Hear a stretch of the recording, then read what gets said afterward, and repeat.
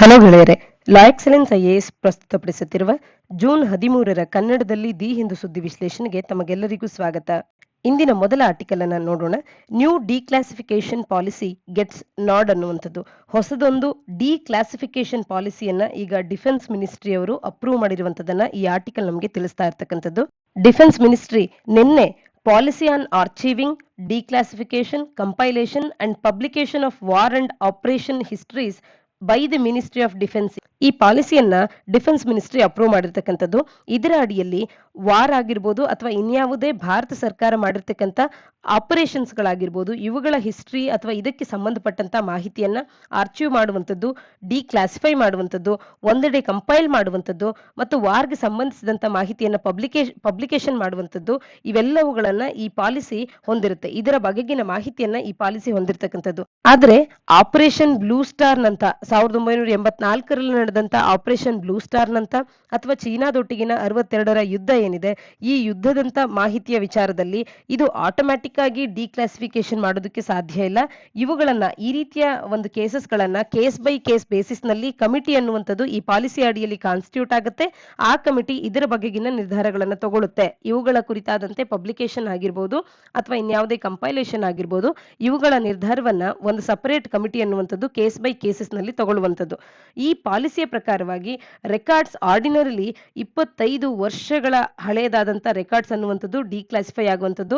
ಒಂದು ವೇಳೆ ಈ ರೆಕಾರ್ಡ್ಸ್ 25 ವರ್ಷಕ್ಕಿಂತಲೂ ಕೂಡ ಹೆಚ್ಚಿನ ಅಂದ್ರೆ ಇನ್ನೂ ಹಳೆಯದಾದಂತ ರೆಕಾರ್ಡ್ಸ್ ಗಳಾಗಿದ್ದಲ್ಲಿ ಅವುಗಳನ್ನ ಆರ್ಚಿವಲ್ ಎಕ್ಸ್ಪರ್ಟ್ಸ್ ಗಳು ಅಪ್ರೈಸ್ ಮಾಡುವಂಥದ್ದು, ನಂತರದಲ್ಲಿ ಅದನ್ನ ನ್ಯಾಷನಲ್ ಆರ್ಚಿವ್ಸ್ ಆಫ್ ಇಂಡಿಯಾಗೆ ಟ್ರಾನ್ಸ್ಫರ್ ಮಾಡುವಂಥದ್ದು ಒನ್ಸ್ ಆಪರೇಷನ್ಸ್ ಅಥವಾ ಹಿಸ್ಟ್ರೀಸ್ ಗಳು ಕಂಪ್ಲೀಟ್ ಆದ ನಂತರದಲ್ಲಿ ಅನ್ನುವಂಥದ್ದನ್ನ ಈ ಪಾಲಿಸಿ ಹೊಂದಿರ್ತದೆ. ಈ ಪಾಲಿಸಿ ಅಡಿಯಲ್ಲಿ ಕಾನ್ಫಿಡೆನ್ಷಿಯಲ್ ಕೇಸಸ್ ಗಳಿಗೆ ಯಾವ ರೀತಿಯಾಗಿ ಹ್ಯಾಂಡಲ್ ಮಾಡೋದು, ಅದರ ಬಗೆಗೆ ಯಾವ ರೀತಿಯಾದಂತ ಮಾಹಿತಿಯನ್ನ ನಾವು ನೋಡ್ತೇವೆ ಅಂತ ಅಂದಾಗ, ಹಿಂಡರ್ಸನ್ ಬ್ರೂಕ್ಸ್ ರಿಪೋರ್ಟ್ 1962ರ ಚೀನಾದೊಟ್ಟಿಗಿನ ಯುದ್ಧದ ಬಗ್ಗೆ ಇರುವಂತ ರಿಪೋರ್ಟ್ ಆಗಿರ್ಬೋದು, ಆಪರೇಷನ್ ಬ್ಲೂ ಸ್ಟಾರ್ ಆಫ್ 1984 ಆಗಿರ್ಬೋದು, ಇವುಗಳಿಗಾಗಿಯೇ ಒಂದು ಕಮಿಟಿಯನ್ನ ಮೀಸಲಿಡಲಾಗುತ್ತೆ. ಆ ಕಮಿಟಿ ಇದರ ಬಗೆಗಿನ ಮಾಹಿತಿಯನ್ನ ಇದರ ಕುರಿತಾದಂತೆ ಅಧ್ಯಯನ ನಡೆಸಿ ನಂತರದಲ್ಲಿ ಒಂದು ಸ್ಪಷ್ಟ ನಿರ್ಧಾರವನ್ನು ತಗೊಳ್ಳುವಂಥದ್ದು. ಇನ್ನು ವಾರ್ಸ್ ಅಥವಾ ಯಾವುದೇ ಭಾರತ ಸರ್ಕಾರ ಇನ್ವಾಲ್ವ್ ಆಗಿ ಮಾಡುವಂತಹ ಆಪರೇಷನ್ಸ್ ಗಳಿಗೆ ಸಂಬಂಧಪಟ್ಟಂತೆ 5 ವರ್ಷಗಳ ಒಳಗಾಗಿ ಇಂಟರ್ನಲ್ ಕನ್ಸಂಪ್ಷನ್ಗೆ ಅಂತ ಹೇಳಿ, ಅಂದ್ರೆ ಮೊದಲಿಗೆ ಇಂಟರ್ನಲ್ ಕನ್ಸಂಪ್ಷನ್ಗೆ ಮಾಹಿತಿಯನ್ನ ದೊರಕಿಸಿಕೊಡ್ಲಾಗತ್ತೆ. ಲೇಟರ್ ಆ ಒಂದು ಕಮಿಟಿ ನಿರ್ಧಾರದ ನಂತರದಲ್ಲಿ ಪಬ್ಲಿಕ್ಲಿ ಆ ಒಂದು ಮಾಹಿತಿಯನ್ನ ರಿಲೀಸ್ ಮಾಡಲಾಗತ್ತೆ. ಹೋಲ್ ಒಂದು ಡಾಕ್ಯುಮೆಂಟ್ ಅನ್ನೇ ರಿಲೀಸ್ ಮಾಡಬಹುದು ಅಥವಾ ಪಾರ್ಟ್ಸ್ ಆಫ್ ಇಟ್ ಆದ್ರೂ ಕೂಡ ರಿಲೀಸ್ ಮಾಡಬಹುದಾಗಿರುತ್ತೆ. ಈ ರೀತಿ ಹೊಸದೊಂದು ಪಾಲಿಸಿ ಅನ್ನುವಂಥದ್ದು ಬಂದಿರತಕ್ಕಂಥದ್ದು ನಮಗೆ ಸ್ಪಷ್ಟವಾಗಿ ನೆನಪಿರಬೇಕು. ಇದು ಡಿಫೆನ್ಸ್ ಮಿನಿಸ್ಟ್ರಿ ಅಡಿಯಲ್ಲಿ ಬಂದಿರತಕ್ಕಂಥ ಪಾಲಿಸಿ. ಈ ಪಾಲಿಸಿ ಅನ್ನುವಂಥದ್ದು ಇದುವರೆಗೂ ನಡೆದಿರ್ತಕ್ಕಂಥ ಭಾರತದ ಆಪರೇಷನ್ಸ್ ಆಗಿರ್ಬೋದು ಅಥವಾ ವಾರ್ಸ್ ಗಳಾಗಿರ್ಬೋದು, ಇವೆಲ್ಲವನ್ನ ಆರ್ಚಿವ್ ಮಾಡುವಂಥದ್ದು, ಡಿಕ್ಲಾಸಿಫೈ ಮಾಡುವಂಥದ್ದು, ಕಂಪೈಲ್ ಮಾಡೋದ್ರ ಬಗ್ಗೆ ಅಥವಾ ಅವುಗಳಿಗೆ ಸಂಬಂಧಿಸಿದಂತ ಮಾಹಿತಿಯನ್ನ ಪಬ್ಲಿಕೇಟ್ ಮಾಡೋದ್ರ ಬಗ್ಗೆ ಇಲ್ಲಿ ಮಾತನಾಡುವಂಥದ್ದು. ಆರ್ಟಿಕಲ್ ನ ಹಿನ್ನೆಲೆಯಲ್ಲಿ ಆಪರೇಷನ್ ಬ್ಲೂ ಸ್ಟಾರ್ ಆಫ್ 1984 ಅನ್ನುವಂಥದ್ದು ಯಾವುದಕ್ಕೆ ಸಂಬಂಧಪಟ್ಟಂತ ಆಪರೇಷನ್ ಆಗಿತ್ತು ಅನ್ನುವಂಥದ್ದನ್ನ ನೀವು ಕಮೆಂಟ್ ಸೆಕ್ಷನ್ ಅಲ್ಲಿ ಕಮೆಂಟ್ ಮಾಡಿ ತಿಳಿಸಿ. ಮುಂದಿನ article operation Olivia to the rescue of olive ridleys ಅನ್ನೋದಾಗಿದೆ. ಒಲಿವ್ ರಿಡ್ಲೀವ್ ಟರ್ಟಲ್ಸ್ ಗಳು ನೆಸ್ಟಿಂಗ್ ಗಾಗಿ ಒಡಿಸಾದ ಬೀಚ್ ನಲ್ಲಿ ಬರುವುದನ್ನ ಪ್ರತಿ ವರ್ಷವೂ ಕೂಡ ನಾವು ಕಾಣ್ತೇವೆ. ಒಡಿಸಾದಲ್ಲಿ 480 ಕಿಲೋಮೀಟರ್ನಷ್ಟು ಲಾಂಗ್ ಕೋಸ್ಟ್ ಅನ್ನ ಒಡಿಸಾ ಹೊಂದಿರತಕ್ಕಂಥದ್ದು. ಇಲ್ಲಿ 3 ಅರಿಬಾಡ ಬೀಚಸ್ ಗಳನ್ನ ಕಾಣ್ತೇವೆ. ಒಂದು ಗಹಿರ್ಮಾತಾದಲ್ಲಿ, ಮತ್ತೊಂದು ಮೌತ್ ಆಫ್ ದೇವಿ ರಿವರ್, ಮತ್ತೊಂದು ಋಷಿಕುಲ್ಯದಲ್ಲಿ.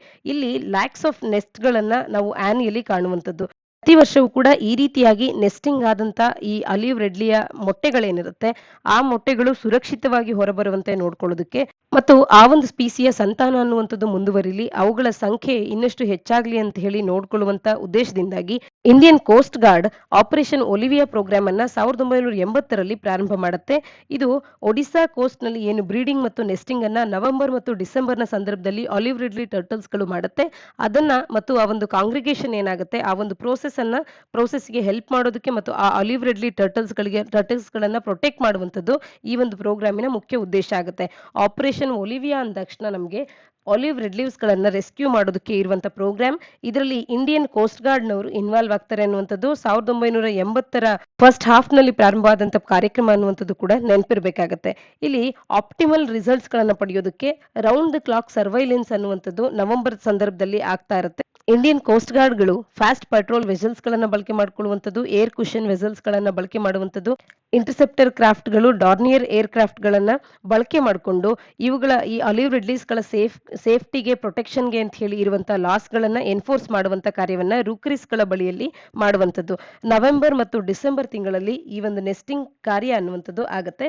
ಭಾರತದಲ್ಲಿ 5 ರೀತಿಯಾದಂತಹ ಟರ್ಟಲ್ಸ್ ಗಳನ್ನ ಕಾಣಬಹುದಾಗುತ್ತೆ. All 5 species of sea turtles ಗಳು ಭಾರತದಲ್ಲಿ ಏನ್ ಕಾಣ್ತೇವೆ ಅವೆಲ್ಲವುಗಳ ಕನ್ಸರ್ವೇಷನ್ ಸ್ಟೇಟಸ್ ಅನ್ನ ನೋಡೋದಾದ್ರೆ ಎಲ್ಲವೂ ಕೂಡ 1972ರ ವೈಲ್ಡ್ ಲೈಫ್ ಪ್ರೊಟೆಕ್ಷನ್ ಆಕ್ಟ್ ನ ಅಡಿಯಲ್ಲಿ ಶೆಡ್ಯೂಲ್ 1 ನ ಅಡಿಯಲ್ಲಿ ಬರುವಂತವಾಗಿರುತ್ತೆ. ಸೈಟ್ಸ್ ನ ಅಡಿಯಲ್ಲಿ ಅಪೆಂಡಿಕ್ಸ್ 1 ನಲ್ಲಿ ಬರುವಂತದ್ದು. ಸೈಟ್ಸ್ ನ ಫುಲ್ ಫಾರ್ಮ್ ನೋಡೋದಾದ್ರೆ convention of international trade in endangered species of wild fauna and flora ಅನ್ನುವಂಥದ್ದು ಈ ಸೈಟ್ಸ್ ನ ಅಡಿಯಲ್ಲಿ ಅಪೆಂಡಿಕ್ಸ್ 1 ನ ಅಡಿಯಲ್ಲಿ ಬರುತ್ತೆ. ಹಾಗೇನೆ IUCN ನ ಅಡಿಯಲ್ಲಿ ವಲ್ನರಬಲ್ ಅನ್ನುವಂತ ಒಂದು ಸ್ಟೇಟಸ್ ಅನ್ನ ಈ ಆಲಿವ್ ರಿಡ್ಲೀಸ್ ಆಗಿರ್ಬೋದು ಅಥವಾ ಭಾರತದಲ್ಲಿ ಕಂಡು ಬರುವಂತ all 5 species of sea turtles ಗಳು ಹೊಂದಿರತಕ್ಕಂಥದ್ದು. ಯಾವುದೇ ಒಂದು ಸುದ್ದಿಯಲ್ಲಿರ್ತಕ್ಕಂಥ ಸ್ಪೀಸೀಸಿನ ಕನ್ಸರ್ವೇಷನ್ ಸ್ಟೇಟಸ್ ಅನ್ನುವಂಥದ್ದು UPSC ಪ್ರಿಲಿಮ್ಸ್ ಪರ್ಸ್ಪೆಕ್ಟಿವ್ ನಲ್ಲಿ ಬಹಳನೇ ಇಂಪಾರ್ಟೆಂಟ್ ಆಗುತ್ತೆ. ಇದು ನಮಗೆ ಸ್ಪಷ್ಟವಾಗಿ ತಿಳಿದಿರಬೇಕಾಗುತ್ತೆ.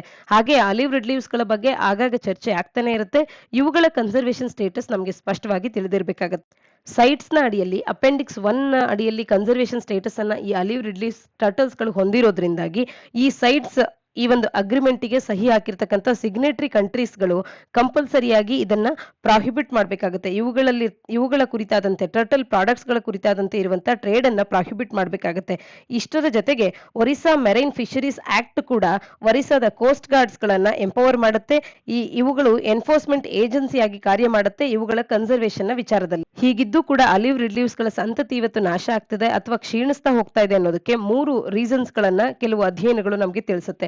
ಮುಖ್ಯವಾಗಿ ಅವುಗಳ ಎಗ್ಸ್ ಕಡಿಮೆ ಆಗೋದಕ್ಕೆ ಅಥವಾ ಡ್ಯಾಮೇಜ್ ಆಗೋದಕ್ಕೆ 3 ರೀಸನ್ಸ್ ಗಳನ್ನ ನೋಡೋದಾದ್ರೆ heavy predation of eggs by dogs ಮತ್ತು ವೈಲ್ಡ್ ಅನಿಮಲ್ಸ್ ಗಳು ಮತ್ತು ನಾಯಿಗಳಿಂದ ಇವುಗಳ ಮೊಟ್ಟೆಗಳೇನಿದೆ ಅವುಗಳ ಪ್ರಿಡೇಷನ್ ಅನ್ನುವಂಥದ್ದು ಹೆವಿಯಾಗಿ ಆಗುವಂಥದ್ದು ಮುಖ್ಯವಾದಂತ ಕಾರಣ ಆಗುತ್ತೆ. ಮತ್ತು ವಿತ್ ಟ್ರಾಲರ್ಸ್ ಮತ್ತು ಗಿಲ್ ನೆಟ್ಸ್ ಗಳನ್ನ ಬಳಕೆ ಮಾಡ್ಕೊಳ್ಳೋದ್ರ ಮುಖಾಂತರವಾಗಿ ಇಂಡಿಸ್ಕ್ರಿಮಿನೇಟ್ ಆಗಿ ಫಿಶಿಂಗ್ ಅನ್ನ ಮಾಡುವಂಥದ್ದು. ಇವುಗಳು ಏನು ಆ ಮೊಟ್ಟೆಯನ್ನ ಹ್ಯಾಚಿಂಗ್ ಅನ್ನ ಮಾಡಿ ನದಿಯ ದಡ ಅಥವಾ ಆ ಒಂದು ಸಮುದ್ರದ ದಡದಲ್ಲಿ ಇರ್ತವೆ ಆ ದಡದಲ್ಲೇ ಈ ಒಂದು ಫಿಶಿಂಗ್ ಅನ್ನುವಂಥದ್ದು ಇಂಡಿಸ್ಕ್ರಿಮಿನೇಟ್ ಆಗಿ ಆಗುವಂತ ಕಾರಣದಿಂದ ದಡದ ಹತ್ತಿರದಲ್ಲಿ ಆಗುವಂತ ಕಾರಣದಿಂದ ಇವುಗಳ ಮೊಟ್ಟೆಗಳು ಡ್ಯಾಮೇಜ್ ಆಗುವಂಥದ್ದು ಮತ್ತು ಬೀಚ್ ಸಾಯಿಲ್ ಎರೋಷನ್ ಆಗೋದ್ರಿಂದ ಕೂಡ ಈ ಮೊಟ್ಟೆಗಳು ನಾಶವಾಗುತ್ತೆ ಅಥವಾ ಡ್ಯಾಮೇಜ್ ಆಗುವಂಥದ್ದು. ಈ ರೀತಿಯಾಗಿ ಮುಖ್ಯವಾದಂತ ಕಾರಣಗಳನ್ನ ಕಾಣಬಹುದಾಗುತ್ತೆ. ಹಾಗೇನೆ ಪರೀಕ್ಷಾ ದೃಷ್ಟಿಯಿಂದ ಇದರ ಸೈಂಟಿಫಿಕ್ ನೇಮ್ ವೈಜ್ಞಾನಿಕ ಹೆಸರು ಕೂಡ ನಮಗೆ ಬಹಳನೇ ಇಂಪಾರ್ಟೆಂಟ್ ಆಗುತ್ತೆ. ಲೆಪಿಡೋಶೆಲಿಸ್ ಒಲಿವೇಶಿಯಾ ಅನ್ನುವಂಥದ್ದು ಇದರ ಒಂದು ವೈಜ್ಞಾನಿಕವಾದಂತ ಹೆಸರಾಗುತ್ತೆ. ಇದು ಯಾತಕ್ಕಾಗಿ ಇಂಪಾರ್ಟೆಂಟ್ ಅಂತ ಅಂದ್ರೆ ಈಗಾಗಲೇ UPSC ಯಲ್ಲಿ ನೇರವಾಗಿ ಒಮ್ಮೆ ಒಂದು ಪ್ಲಾಂಟ್ ಸ್ಪೀಸಿಸಿನ ಹೆಸರನ್ನ ಸೈಂಟಿಫಿಕ್ ನೇಮ್ ಅನ್ನ ನೇರವಾಗಿ ಪ್ರಿಲಿಮ್ಸ್ ನಲ್ಲಿ ಕೇಳಿದಂಥದ್ದು.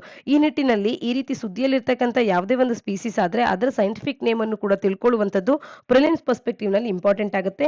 IUCN ನ ಅಡಿಯಲ್ಲಿ ವಲ್ನರಬಲ್ ಸ್ಟೇಟಸ್ ಅನ್ನು ಹೊಂದಿದ್ದು ಇದರ ಸೈಂಟಿಫಿಕ್ ನೇಮ್ ಅಂದಾಗ ಲೆಪಿಡೋಶೆಲಿಸ್ ಒಲಿವೇಶಿಯಾ ಅನ್ನುವಂಥದ್ದು ಕೂಡ ನಮಗೆ ಸ್ಪಷ್ಟವಾಗಿ ತಿಳಿದಿರಬೇಕಾಗುತ್ತೆ.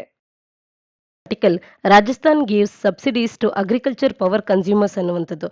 ರಾಜಸ್ಥಾನ್ ರಾಜ್ಯದಲ್ಲಿ ಅಗ್ರಿಕಲ್ಚರ್ಗೆ ಸಂಬಂಧಪಟ್ಟಂತೆ ಪವರ್ ಕನ್ಸ್ಯೂಮರ್ಸ್ ಯಾರೆಲ್ಲ ಇದ್ದಾರೆ ಅಂದ್ರೆ ರೈತರು ಮಾಡುವಂತ ಪವರ್ ಕನ್ಸ್ಯೂಮಿಂಗ್ಗೆ ಸಬ್ಸಿಡೀಸ್ ಗಳನ್ನ ನೀಡುವಂತ ಕಾರ್ಯವನ್ನ ರಾಜಸ್ಥಾನ್ ಗವರ್ಮೆಂಟ್ ಈಗ ಮಾಡ್ತಾ ಇರ್ತಕ್ಕಂಥದ್ದು. ಇದರಿಂದಾಗಿ ರಾಜ್ಯ ಸರ್ಕಾರಕ್ಕೆ 450 ಕೋಟಿಯಷ್ಟು ಆನ್ಯುಯಲಿ ಫಿನಾನ್ಷಿಯಲ್ ಬರ್ಡನ್ ಅನ್ನುವಂಥದ್ದು ಆಗುತ್ತೆ. ಆದ್ರೆ ಈ ಕೋವಿಡ್ ನಿಂದಾಗಿ ಸಾಕಷ್ಟು ತೊಂದರೆಗಳನ್ನ ಅನುಭವಿಸ್ತಿರ್ತಕ್ಕಂಥ ಫಾರ್ಮರ್ಸ್ ಗಳಿಗೆ ಈ ಅಗ್ರಿಕಲ್ಚರ್ ಸೆಕ್ಟರ್ಗೆ ಒಂದು ಮೇಜರ್ ರಿಲೀಫ್ ಅನ್ನು ನೀಡುವಂತ ಕಾರ್ಯ ಈಗ ರಾಜಸ್ಥಾನ್ ರಾಜ್ಯ ಸರ್ಕಾರದ ಅಡಿಯಲ್ಲಿ ಆಗಿರ್ತಕ್ಕಂಥದ್ದು. ರಾಜಸ್ಥಾನದಲ್ಲಿರ್ತಕ್ಕಂಥ ಕಾಂಗ್ರೆಸ್ ಗವರ್ಮೆಂಟ್ ಈಗ ಚೀಫ್ ಮಿನಿಸ್ಟರ್ ಕಿಸಾನ್ ಮಿತ್ರ ಊರ್ಜಾ ಯೋಜನಾ ಈ ಒಂದು ಯೋಜನೆ ಅಡಿಯಲ್ಲಿ ಇದು COVID-19 ಪ್ಯಾಂಡಮಿಕ್ ನ ಸಂದರ್ಭದಲ್ಲಿ ಈ ರೀತಿಯಾದಂತ ಒಂದು ಸಬ್ಸಿಡಿಯನ್ನು ನೀಡಿರ್ತಕ್ಕಂಥದ್ದು ರೈತರಿಗೆ ಬಹಳನೇ ನೆರವಾಗುವಂತ ಒಂದು ಕಾರ್ಯ ಆಗಿರುತ್ತೆ. ಇಲ್ಲಿ ಯಾರೆಲ್ಲ ಮೀಟರ್ಡ್ ಕನ್ಸ್ಯೂಮರ್ಸ್ ಇದ್ದಾರೆ ಅವರಿಗೆ 1000 ರೂಪಾಯಿಯಷ್ಟು ಅವರ ಬಿಲ್ ನಲ್ಲಿ ಪ್ರತಿ ತಿಂಗಳು ಕೂಡ ಸಬ್ಸಿಡಿಯನ್ನು ನೀಡುವಂತ ಕಾರ್ಯ ಅನ್ನುವಂಥದ್ದು ಇದರ ಅಡಿಯಲ್ಲಿ ಆಗ್ತಾ ಇದೆ. ಈ ರೀತಿಯಾಗಿ ಇತ್ತೀಚೆಗೆ ಯಾವ ರಾಜ್ಯದಲ್ಲಿ ಅಗ್ರಿಕಲ್ಚರ್ ಪವರ್ ಕನ್ಸ್ಯೂಮರ್ಸ್ಗೆ ಸಬ್ಸಿಡಿಯನ್ನು ನೀಡುವಂತ ಕಾರ್ಯ ಆಯಿತು ಅಂದಾಗ ರಾಜಸ್ಥಾನ ಅನ್ನುವಂಥದ್ದು ಮತ್ತು ಕೋವಿಡ್ ನ ಸಂದರ್ಭದಲ್ಲಿ ಯಾವ ರೀತಿಯಾದಂತ ಪಾಲಿಸೀಸ್ ಗಳನ್ನ ಯಾವ ರಾಜ್ಯಗಳು ಫಾಲೋ ಮಾಡಿದ್ವು ಅನ್ನುವಂಥದ್ದು ನಮಗೆ ಒಂದು ಐಡಿಯಾ ಇರಬೇಕಾಗುತ್ತೆ. ಈ ಹಿನ್ನೆಲೆಯಲ್ಲಿ ರಾಜಸ್ಥಾನ್ ರಾಜ್ಯ ಸರ್ಕಾರದವರು ಅಗ್ರಿಕಲ್ಚರ್ ಪವರ್ ಕನ್ಸ್ಯೂಮರ್ಸ್ಗೆ ಸಬ್ಸಿಡಿಯನ್ನು ನೀಡ್ತಾ ಇರ್ತಕ್ಕಂಥದ್ದು ಕೂಡ ನಮಗೆ ತಿಳಿದಿರಬೇಕಾಗುತ್ತೆ. ಮುಂದಿನ article GST brought down on 14 covid relief goods ಅನ್ನುವಂಥದ್ದು. ಕೋವಿಡ್ ರಿಲೀಫ್ ಗೂಡ್ಸ್ಗೆ ಸಂಬಂಧಪಟ್ಟಂತೆ ಅಂದ್ರೆ ಇವುಗಳ ಮೇಲೆ ಆಗ್ತಾ ಇರ್ತಕ್ಕಂಥ ತೆರಿಗೆ ಅನ್ನುವಂಥದ್ದು ಶೂನ್ಯವಾಗಬೇಕು ಅನ್ನುವಂಥದ್ದು ಬಹಳಷ್ಟು ಜನರ ಡಿಮ್ಯಾಂಡ್ಸ್ ಕೂಡ ಆಗಿತ್ತು ಮತ್ತು ಈಗಿನ ಕೇಂದ್ರ ಸರ್ಕಾರವನ್ನ ಇದೇ ವಿಚಾರಕ್ಕಾಗಿ ಕ್ರಿಟಿಸೈಸ್ ಮಾಡುವಂತ ಕಾರ್ಯಗಳು ಕೂಡ ನಡೀತಾ ಇತ್ತು. ಇದರ ಹಿನ್ನೆಲೆಯಲ್ಲಿ ಸದ್ಯಕ್ಕೆ ನಡೆದಂತ ಜಿಎಸ್ಟಿ ಮೀಟ್ ನಲ್ಲೂ ಕೂಡ ಜಿಎಸ್ಟಿ ಕೌನ್ಸಿಲ್ ಮೀಟ್ ನಲ್ಲೂ ಕೂಡ ಇದರ ಬಗ್ಗೆ ಸಾಕಷ್ಟು ಚರ್ಚೆಯಾಗಿತ್ತು ಮತ್ತು ಯಾವೆಲ್ಲ ರಾಜ್ಯಗಳಲ್ಲಿ ಇದರ ಅಂದ್ರೆ ಬಿಜೆಪಿ ಅಥವಾ ಎನ್ಡಿಎದ ಅಲಯನ್ಸ್ಗಳೇನಿದೆ ಇದಕ್ಕೆ ಸಂಬಂಧಪಟ್ಟ ಎನ್ಡಿಎ ಮಿತ್ರ ಪಕ್ಷಗಳಲ್ಲದ ಇನ್ಯಾವುದೇ ಪಕ್ಷಗಳಿದ್ರೂ ಕೂಡ ಇದರ ಬಗೆಗಿನ ಕೂಗು ಗಟ್ಟಿಯಾಗಿ ಕೇಳಲ್ಪಡುತ್ತೆ ಅನ್ನುವಂತ ನಿರೀಕ್ಷೆ ಕೂಡ ಇತ್ತು. ಈಗ ಸರ್ಕಾರದ ವತಿಯಿಂದ ಜಿಎಸ್ಟಿ ಅನ್ನುವಂಥದ್ದು ಕೋವಿಡ್ ರಿಲೀಫ್ ಗೂಡ್ಸ್ ಗಳಾದಂತಹ 14 ಕೋವಿಡ್ ರಿಲೀಫ್ ಗೂಡ್ಸ್ ಗಳಿಗೆ ಜಿಎಸ್ಟಿಯನ್ನ ಕಡಿಮೆ ಮಾಡುವಂತ ಕಾರ್ಯ ಅನ್ನುವಂಥದ್ದು ನಡೆದಿರ್ತಕ್ಕಂಥದ್ದು. ಆಕ್ಸಿಜನ್ ಕಾನ್ಸಂಟ್ರೇಟರ್ಸ್ ಗಳಾಗಿರ್ಬೋದು, ಮೆಡಿಕಲ್ ಗ್ರೇಡ್ ಆಕ್ಸಿಜನ್ ಆಗಿರ್ಬೋದು ಮತ್ತು ವೆಂಟಿಲೇಟರ್ಸ್ ಗಳು, ಬಿಪಪ್ ಮೆಷಿನ್ಸ್ ಗಳಾಗಿರ್ಬೋದು, ಜಿಎಸ್ಟಿ ರೇಟ್ ಅನ್ನುವಂಥದ್ದು 12% ಇದ್ದಿದ್ದಂಥದನ್ನ ಈಗ 5% ಇಳಿಸಲಾಗಿರ್ತಕ್ಕಂಥದನ್ನ ಆರ್ಟಿಕಲ್ ನಮಗೆ ತಿಳಿಸ್ತಾ ಇದೆ. ಇದರ ಜೊತೆಗೆ ಕೋವಿಡ್ ಟೆಸ್ಟಿಂಗ್ ಕಿಟ್ಸ್ ಆಗಿರ್ಬೋದು, ಪಲ್ಸ್ ಆಕ್ಸಿಮೀಟರ್ಸ್ ಆಗಿರ್ಬೋದು, ಇವೆಲ್ಲವಕ್ಕೂ ಕೂಡ 5% ಜಿಎಸ್ಟಿ ಅನ್ನುವಂಥದ್ದು ಇನ್ನು ಮುಂದೆ ನಾವು ತೆರಬೇಕಾಗುತ್ತೆ. ಈ ಹಿಂದೆ 12% ಜಿಎಸ್ಟಿ ಇದ್ದಿದ್ದಂಥದ್ದು. ಜೊತೆಗೆ ಪರ್ಸನಲ್ ಯೂಸ್ಗೆ ಅಂತ ಹೇಳಿ ಆಕ್ಸಿಜನ್ ಕಾನ್ಸಂಟ್ರೇಟರ್ಸ್ ಗಳನ್ನ ಇಂಪೋರ್ಟ್ ಮಾಡ್ಕೊಂಡ್ರೆ ಅದರ ಮೇಲೂ ಕೂಡ 5% ಈ ಒಂದು ಜಿಎಸ್ಟಿಯನ್ನ ಹಾಕಲಾಗುತ್ತೆ.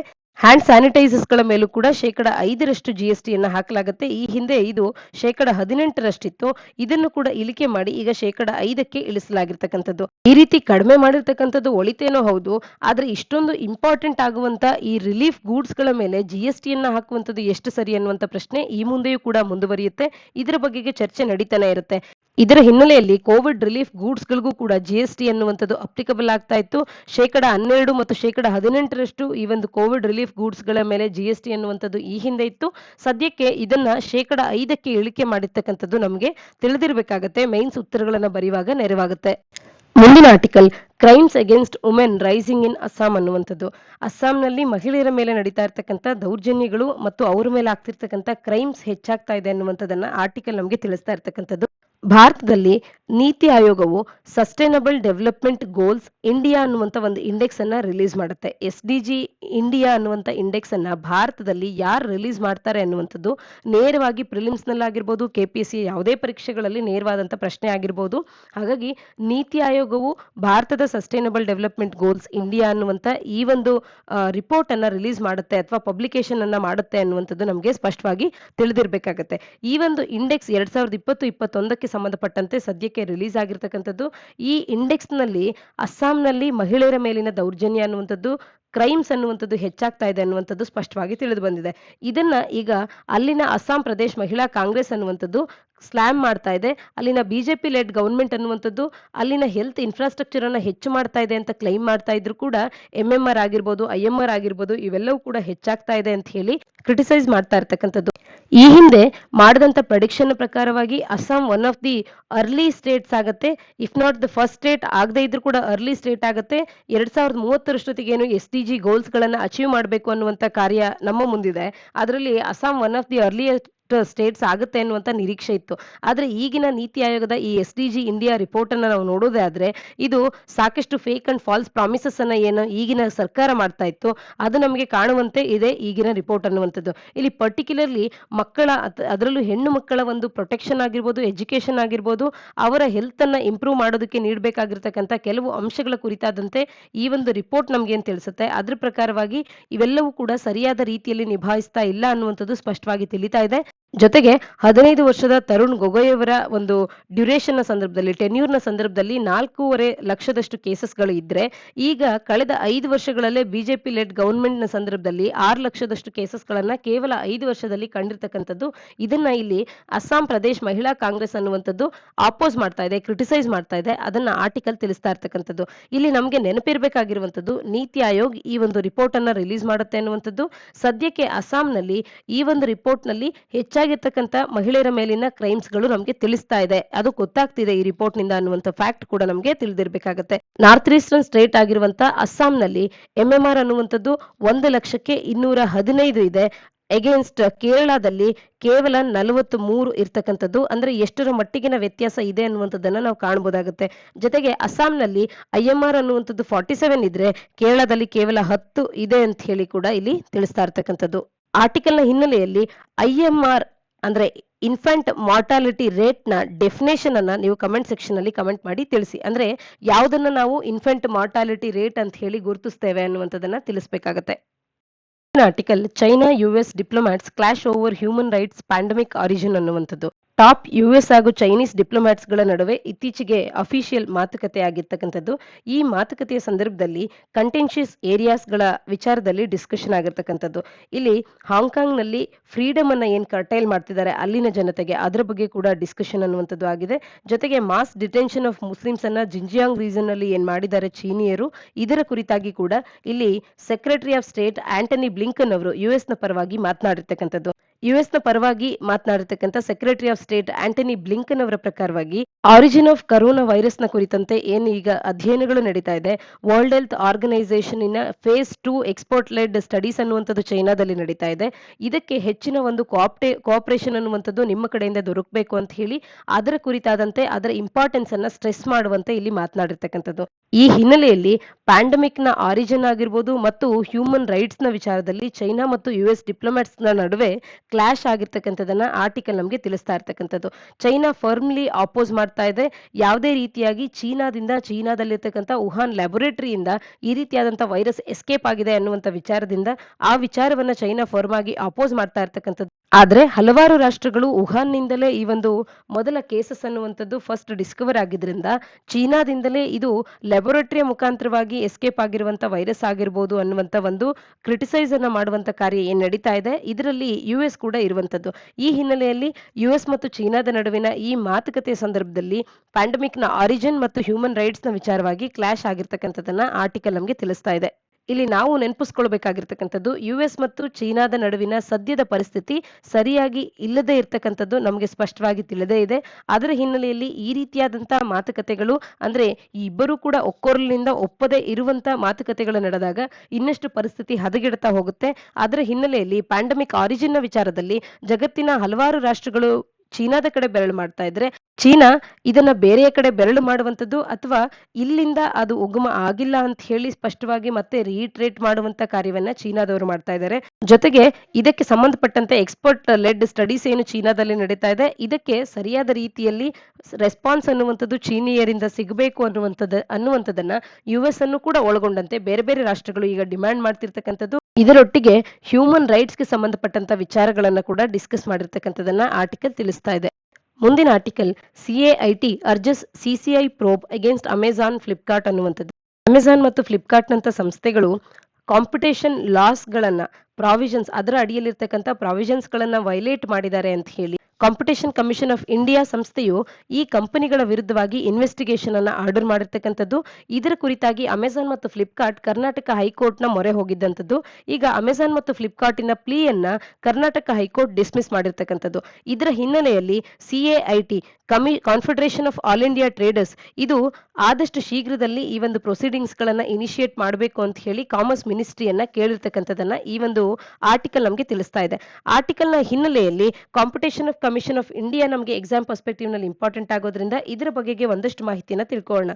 ಕಾಂಪಿಟೇಷನ್ ಕಮಿಷನ್ ಆಫ್ ಇಂಡಿಯಾ ಅನ್ನುವಂಥದ್ದು ಒಂದು ಸ್ಟ್ಯಾಟ್ಯೂಟರಿ ಬಾಡಿಯಾಗಿ ಭಾರತ ಸರ್ಕಾರದ ಅಡಿಯಲ್ಲಿ ಇರ್ತಕ್ಕಂಥದ್ದು. ಕಾಂಪಿಟೇಷನ್ ಆಕ್ಟ್ 2002 ಇದನ್ನ ಎನ್ಫೋರ್ಸ್ ಮಾಡುವಂತ ಒಂದು ಸಂಸ್ಥೆ ಆಗಿರುತ್ತೆ. ಇದು 2009ರಲ್ಲಿ ಕಾನ್ಸ್ಟಿಟ್ಯೂಟ್ ಆಗಿರ್ತಕ್ಕಂಥ ಸಂಸ್ಥೆ ಆಗಿರ್ತಕ್ಕಂಥದ್ದು.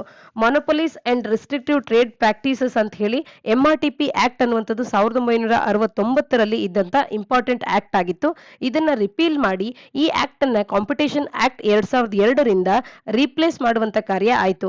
ಈ ಒಂದು ಕಾಂಪಿಟೇಷನ್ ಆಕ್ಟ್ ಅನ್ನುವಂಥದ್ದು ಯಾವ ಒಂದು ಕಮಿಟಿಯ ರೆಕಮೆಂಡೇಶನ್ ಮೇಲೆ ಬಂತು ಅನ್ನುವಂಥದ್ದನ್ನ ನೀವು ಕಮೆಂಟ್ ಸೆಕ್ಷನ್ ಅಲ್ಲಿ ಕಮೆಂಟ್ ಮಾಡಿ ತಿಳಿಸಿ. Competition committee of India commission of India ಅನ್ನುವಂಥದ್ದು ಇದರ ಮುಖ್ಯವಾದಂತ ಉದ್ದೇಶ ಏನು ಅಂತ ಅಂದ್ರೆ ಎಲ್ಲ ಸ್ಟೇಕ್ ಹೋಲ್ಡರ್ಸ್ ಗಳಾದಂತ ಕನ್ಸ್ಯೂಮರ್ಸ್ ಆಗಿರ್ಬೋದು, ಇಂಡಸ್ಟ್ರಿ ಆಗಿರ್ಬೋದು, ಗವರ್ಮೆಂಟ್ ಆಗಿರ್ಬೋದು, ಇಂಟರ್ನ್ಯಾಷನಲ್ ಜುರಿಸ್ಟಿಕ್ಷನ್ಸ್ ಆಗಿರ್ಬೋದು, ಇವೆಲ್ಲವುಗಳ ಪ್ರೊಯಾಕ್ಟಿವ್ ಎಂಗೇಜ್ಮೆಂಟ್ ಗಳನ್ನ ಹೊಂದುವಂತದ್ದು ಮತ್ತು ನಾಲೆಡ್ಜ್ ಇಂಟೆನ್ಸಿವ್ ಆರ್ಗನೈಸೇಷನ್ ಆಗಿ ಹೈ ಕಾಂಪಿಟೆನ್ಸ್ ಲೆವೆಲ್ ಅನ್ನ ಹೊಂದಿರುವಂತ ಒಂದು ಆರ್ಗನೈಸೇಷನ್ ಆಗಿ ಕಾರ್ಯ ಮಾಡುವಂತದ್ದು ಮತ್ತು ಪ್ರೊಫೆಷನಲಿಸಮ್ ಅನ್ನ, ಟ್ರಾನ್ಸ್ಪರೆನ್ಸಿಯನ್ನ ಮತ್ತು ಇವುಗಳನ್ನ ಎನ್ಫೋರ್ಸ್ ಮಾಡುವಲ್ಲಿ ಒಂದು ವಿಸ್ಡಮ್ ಅನ್ನ ತೋರಿಸುವಂತ ಒಂದು ಸಂಸ್ಥೆಯಾಗಿ ಕಾಂಪಿಟೇಷನ್ ನ ವಿಚಾರದಲ್ಲಿ ಕಾರ್ಯ ಮಾಡೋದಕ್ಕೆ ಭಾರತದಲ್ಲಿರ್ತಕ್ಕಂಥ ಸಂಸ್ಥೆ ಈ ಕಾಂಪಿಟೇಷನ್ ಕಮಿಷನ್ ಆಫ್ ಇಂಡಿಯಾ ಆಗಿರುತ್ತೆ.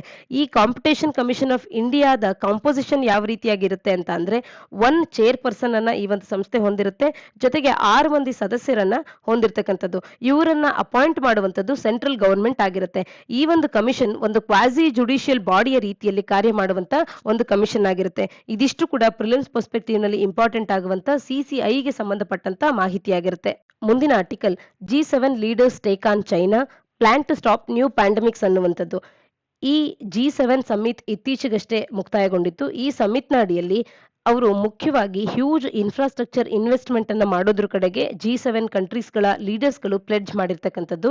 BRI belt and road initiative ಏನಿದೆ, ಈ ಒಂದು ಇನಿಷಿಯೇಟಿವ್ ಅನ್ನ ಕೌಂಟರ್ ಮಾಡುವಂತೆ ಈ ರೀತಿಯ ಹ್ಯೂಜ್ ಇನ್ಫ್ರಾಸ್ಟ್ರಕ್ಚರ್ ಇನ್ವೆಸ್ಟ್ಮೆಂಟ್ ಅನ್ನ ಪೂವರ್ ಕಂಟ್ರೀಸ್ಗಳಿಗೆ ದೊರಕುವಂತೆ ಮಾಡುವಂತ ಒಂದು ಪ್ಲಾನ್ಗೆ ಈ 7 ರಾಷ್ಟ್ರಗಳು ಈಗ ಒಪ್ಪಿಗೆಯನ್ನು ಸೂಚಿಸಿರ್ತಕ್ಕಂಥದ್ದು. ಈ ರೀತಿಯ ಒಂದು US ಲೆಡ್ ಪ್ಲಾನ್ ಅನ್ನುವಂಥದ್ದು ಚೈನಾವನ್ನ ಕೌಂಟರ್ ಮಾಡೋದಕ್ಕೆ, ಚೈನಾದ ಇನ್ಫ್ರಾಸ್ಟ್ರಕ್ಚರ್ ಫಂಡಿಂಗ್ ಫಾರ್ ಪೂರರ್ ನೇಷನ್ಸ್ ನ ಸಂಬಂಧಪಟ್ಟಂತೆ ಇರುವಂತ BRI ಪ್ರಾಜೆಕ್ಟ್ ಏನಿದೆ ಇದನ್ನ ಕೌಂಟರ್ ಮಾಡುವಂತೆ ಈಗ ಇನ್ಫ್ರಾಸ್ಟ್ರಕ್ಚರ್ ಇನ್ವೆಸ್ಟ್ಮೆಂಟ್ ಅನ್ನ ಹ್ಯೂಜ್ ಆಗಿ ಮಾಡುವಂತೆ ಈ 7 ರಾಷ್ಟ್ರಗಳು ಈಗ ಪ್ಲೆಡ್ಜ್ ಅನ್ನ ಮಾಡಿರ್ತಕ್ಕಂಥದ್ದು. ಇನ್ನ ಬಿಲ್ಡ್ ಬ್ಯಾಕ್ ಬೆಟರ್ ವರ್ಲ್ಡ್ ಅನ್ನುವಂತ B3W ಅನ್ನುವಂತ ಒಂದು ಪ್ರಾಜೆಕ್ಟ್ ಅನ್ನುವಂಥದ್ದು ಚೀನಾದ $1 trillion belt and road initiative ಏನಿದೆ ಇದಕ್ಕೆ ಕಾಂಪಿಟೇಷನ್ ಅನ್ನು ನೀಡೋದಕ್ಕೆ ಅಂತ ಹೇಳಿ ಇನ್ನು ಮುಂದೆ ಹೊರಬರುವಂತದನ್ನ ನಾವು ಕಾಣಬಹುದಾಗುತ್ತೆ. G7 ಅಂದಾಕ್ಷಣ ನಮಗೆ ಇಲ್ಲಿರ್ತಕ್ಕಂಥ ಕಂಟ್ರೀಸ್ಗಳು ಯಾವುದು ಅನ್ನುವಂಥದ್ದು ಸ್ಪಷ್ಟವಾಗಿ ತಿಳಿದಿರಬೇಕಾಗುತ್ತೆ. British, Canada, France, Germany, Italy, Japan ಮತ್ತು US. ಈ ಹಿಂದೆ ಇದು ಮೊದಲಿಗೆ G7 ಆಗಿದ್ದಂತ ಸಂಸ್ಥೆ, ನಂತರದಲ್ಲಿ ರಷ್ಯಾ ಕೂಡ ಇದಕ್ಕೆ ಆಡ್ ಆಗಿ ಇದು G8 ಅಂತ ಹೇಳಿ ಗುರುತಿಸ್ಕೊಳ್ತಾ ಇರುತ್ತೆ. ನಂತರದಲ್ಲಿ ರಷ್ಯಾ ಕ್ರಿಮಿಯಾವನ್ನ ಅನೆಕ್ಸ್ ಮಾಡ್ಕೊಳ್ತು ಅನ್ನುವಂತ ಕಾರಣದಿಂದ ರಷ್ಯಾವನ್ನ ಮತ್ತೆ ಈ ಗುಂಪಿನಿಂದ ಹೊರಬಿಡಲಾಗತ್ತೆ. ಈಗ ಮತ್ತೆ ಈ ಗುಂಪು G7 ಅಂತ ಹೇಳಿ ಗುರುತಿಸ್ಕೊಳ್ಳುವಂತ ಒಂದು ಗುಂಪಾಗಿರ್ತಕ್ಕಂಥದ್ದು. ಈ ಒಂದು G7 ಅಥವಾ G8 ಅಂತ ಹೇಳಿ ಇದ್ದಂತ ಗುಂಪಿನ ಮುಖ್ಯವಾದಂತ ಸದಸ್ಯರು ಅಥವಾ ಇದು ಯಾವುದರ ಬೇಸಿಸ್ನ ಮೇಲೆ ಇರುವಂತ ಗುಂಪು ಅಂದಾಕ್ಷಣ ನಮಗೆ ನೆನಪಾಗಬೇಕಾಗಿರ್ತಕ್ಕಂಥದ್ದು ಇದೊಂದು ಇಂಟರ್ ಗವರ್ಮೆಂಟಲ್ ಪೊಲಿಟಿಕಲ್ ಫೋರಂ ಆಗಿರ್ತಕ್ಕಂಥದ್ದು. ಜಗತ್ತಿನ 7 ಡೆವಲಪ್ಡ್ ಎಕಾನಮೀಸ್ ಗಳನ್ನ ಹೊಂದಿರತಕ್ಕಂತ ಒಂದು ಸಂಸ್ಥೆ ಇದಾಗಿರುತ್ತೆ. ಹಾಗಾಗಿ ಇದೊಂದು ಶಕ್ತಿಯುತವಾದಂತ ಸಂಸ್ಥೆ ಅಥವಾ ಗ್ರೂಪಿಂಗ್ ಅಂತ ಹೇಳಿ ಕರೆಸ್ಕೊಳ್ಳುತ್ತೆ.